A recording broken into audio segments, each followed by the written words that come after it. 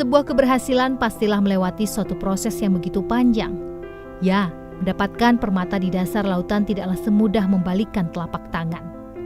Sebelum menggeluti dunia fashion, saya hanyalah seorang ibu rumah tangga dengan rutinitas yang biasa pada umumnya. Membersihkan rumah, menata pakaian, dan lainnya. Mengisi waktu luang, saya memanfaatkan untuk membaca. Bagi saya, membaca adalah ruang yang tidak pernah kosong, selalu memberikan isi dari setiap waktu senggang yang saya jalani. Terutama majalah fashion. Sejak di bangku perkuliahan, saya mulai tertarik terhadap dunia fashion dan suka mengisi waktu dengan majalah-majalah ini.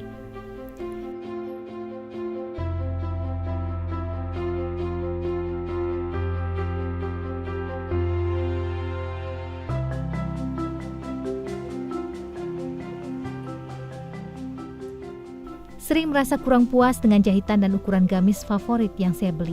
Menjadi titik awal saya memberanikan diri untuk memperbaiki jahitan gamis tersebut agar nyaman saat dikenakan. Puas dengan hasil reparasi gamis yang saya lakukan, saya pun berkeinginan untuk bisa menghasilkan baju gamis sendiri. Pada awalnya, saya terus mencoba sambil berlatih otodidak dengan sesekali memperhatikan teknik-teknik orang dalam menjahit. Akhirnya saya memutuskan untuk mengikuti kursus jahit kepada Cece Serli, salah satu penjahit handal dan terkenal di Kota Padang, Sumatera Barat. Akhirnya kita cari belajar dan belajarlah sama Cece Serli di Cokro Aminoto dulu. Saya tanya, maksudnya, C, berapa belajarnya C? 2.750.000. Kaget. Gaji suami cuma 900 kan, sampai di motor sih kalau 1 juta pasti abang masukin, ya udah belajarlah. Akhir 2 hari setelah itu ditelepon sama Cece, "Mi, besok kita belajar." Kaget, dulu bilang ya udah pergilah dulu, nanti uang kita cari. Akhirnya pergi, nggak tahu kenapa, karena keinginan kuat, pinjam uang untuk belajar.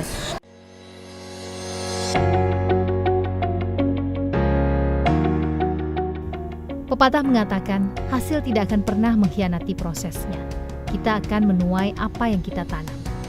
Kursus yang saya tekuni selama 1 tahun dengan serius, ditambah dengan latihan otodidak selama 4 tahun, memberanikan saya untuk memulai usaha merancang dan membuat busana. Awalnya, saya mendapat tawaran dari teman dan orang terdekat. Kualitas terbaik yang saya berikan di setiap karya yang saya hasilkan, membuat usaha saya banyak diketahui orang lain. Semangat yang tinggi dan rasa yang tidak pernah puas untuk berkarya selalu saya terapkan dan mengantarkan saya berada di tahap seperti ini.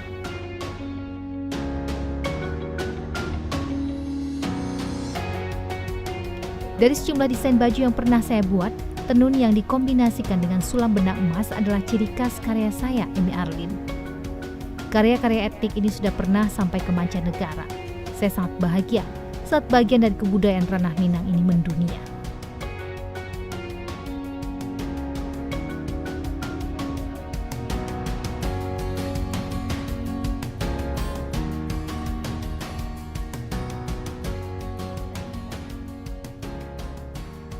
Baju-baju yang telah selesai saya produksi selalu saya perhatikan kembali demi hasil yang maksimal.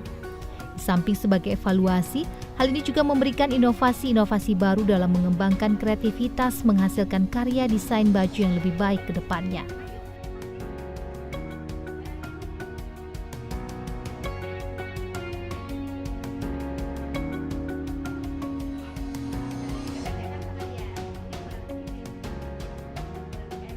Tidak hanya baju-baju untuk kegiatan fashion show, saya juga memproduksi pakaian sehari-hari atau lebih dikenal daily fashion.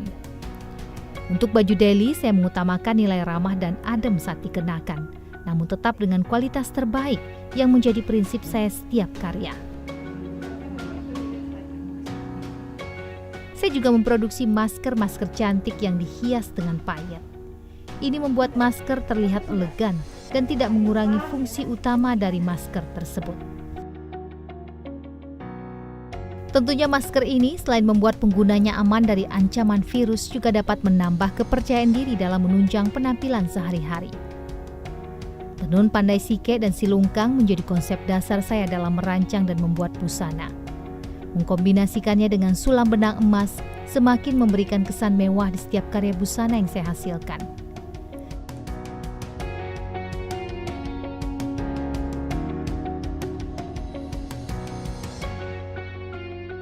Kebanggaan saya akan kearifan lokal masyarakat Minangkabau yang satu ini membuat saya percaya diri untuk memasarkan karya saya di kancah nasional maupun internasional.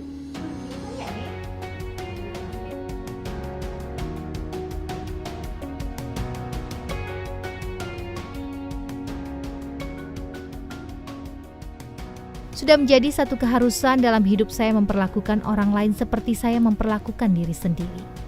Prinsip inilah yang membuat saya menganggap anak-anak jahit yang membantu saya menjadi salah satu bagian dari hidup saya. Mereka saya anggap layaknya keluarga sendiri. Ini saya lakukan agar mereka merasa tidak ada beban dalam membantu saya memproduksi karya-karya busana.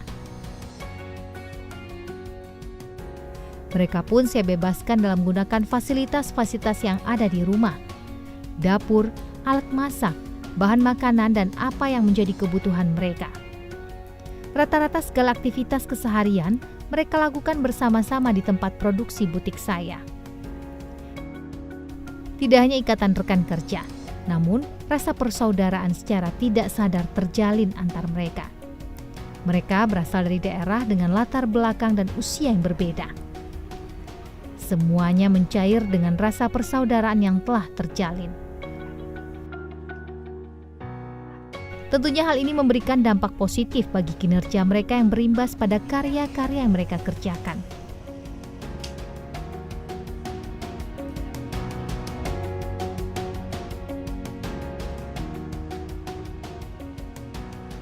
Salah seorang di antara mereka adalah penyandang disabilitas tunarungu, namanya Mailindo. Dia cukup lama membantu saya menyelesaikan karya-karya terbaik. Dari Mailindo saya juga banyak belajar kehidupan dan meyakini pepatah klasik, setiap kekurangan pasti ada kelebihan. Ya, di balik keterbatasan Mailindo dalam berkomunikasi, patut saya akui kerja Mailindo yang teliti membuahkan karya busana yang rapi.